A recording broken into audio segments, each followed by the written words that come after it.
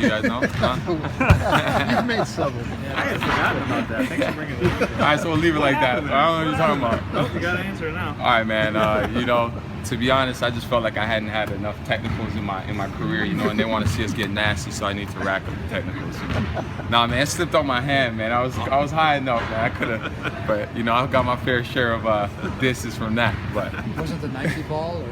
yeah, you know, no, I love Nike, man. You know, in the future, hopefully, me and Nike will work together, so I ain't gonna hate on them. You know. What that four-guard lineup looks like it's as good as it's been. What's clicking there? Honestly, I just think that it's just a mismatch nightmare. You know, I think it really works best when Nick's at the four. You know, I have my fair share of time at the four as well, but you know, I'm learning more as time goes on. But Nick does a great job coming in and guarding the bigs. But ultimately, I think it just puts a lot of pressure on them having to get stops on us. And when we score the ball, I mean, and get our defense set, we can guard anybody. How about Donovan in that lineup? That seems like he's kind of found his niche a little bit there. Yeah. What's he bringing that look? Energy. You know, he passes the ball great. You know, hasn't been turning the ball over at all.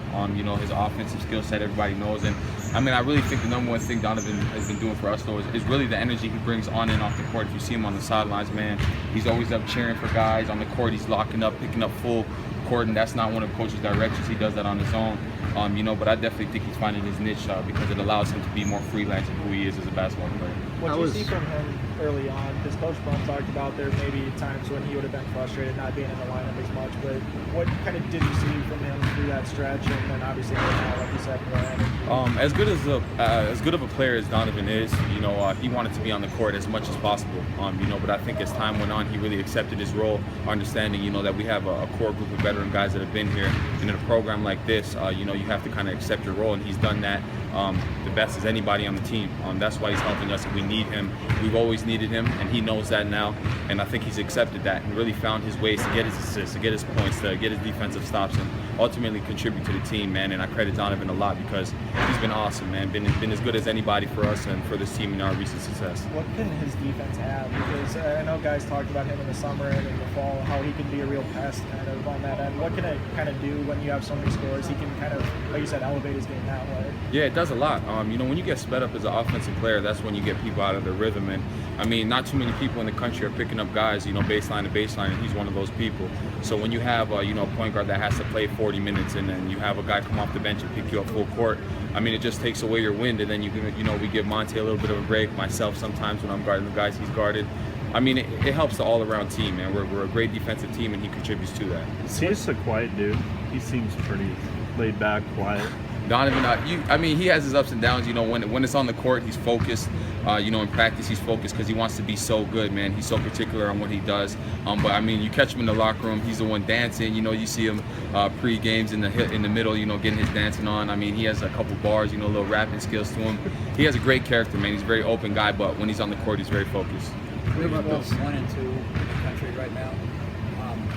What are your thoughts about that? How does that pertain to you guys? I mean, it's awesome because, I mean, it just credits this league, this conference. Again, I truly believe this is the year where it's been the best since I've been here. You know, and it's a credit to Baylor and Kansas. I mean, they've had a great year thus far. The tough thing is, though, you know, looking in our situation, we have to beat up on each other all year, and, you know, we get to the tournament and sometimes that affects. But, you know, at this point, it goes to show how great of a conference this is with Baylor and Kansas up there at 1 and 2. You know, I think it's the best in the country. What's a Wednesday, Saturday, Monday mean for you guys? It's huge. Especially Monday being Kansas. Yeah, it's huge. We want to go 1-0 each game, but this stretch right here, you know, can propel us into a great momentum streak. You know, had we got that one at Baylor, I mean, we would have been rolling. We didn't. Getting a big one here at home versus Texas was huge for this great stretch that we have ahead of us. 2 on the road, any road games in this conference is as big as any game. So I mean, it's a big stretch and one we're really focused on.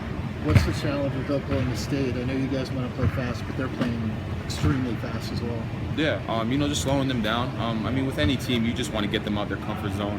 They have some great guards. You know, Forte's a veteran. Everybody knows him. You know, at the PG, Juwan Evans, I mean, scoring 18.6 a game, if I'm not mistaken. And then they got Jeffrey Carroll, a guy who's come in and, you know, really stepped up in his role. So we just want to get guys like that out of their comfort zone. You know, we have similar games. They play tight defense, so do we, as far as them denying and so forth. So just get them out of their comfort zone and play our basketball and we'll be fine. Do you know Evans and Forte at all? I mean, you kind of were in their same position last year, having to sit out. Yeah, just met Evans at Big 12 Media Day briefly, but I mean, I'm cool with Forte. You know, we've texted back and forth every now and then. I mean, he went through a little hip situation where it was tough for him, and heck of a player, great person, man. And you know, I'm happy he's back playing, having the year he is. Great dude, man, and I'm gonna hate chasing him off the screen for one more year, man. I thought it was done, but here we are again. So did he. Yeah, so did he, exactly. He thought I was gone, and I thought he was gone, but it's a surprise, you know. It was nice little Christmas gift for both of us. Do you like playing in that gym? Obviously, you've had a great moment or two there. I mean, how is it different at Gallagher Iba? Yeah, I like it. You know, just because it's a historic arena. You know, I like the way it's set up. It's very steep as far as, you know, the fans just feel like they're on top of you. Hostile environment every time we go in there because they know it's always going to be a good game. You know, I love it. I love it. It's a very bright gym. You know, I love when the lights are bright and the focus is on the court, man. Great place to play. They got a great fan base too, so it's awesome. Thanks, guys. Thanks, Yeah, no man. doubt.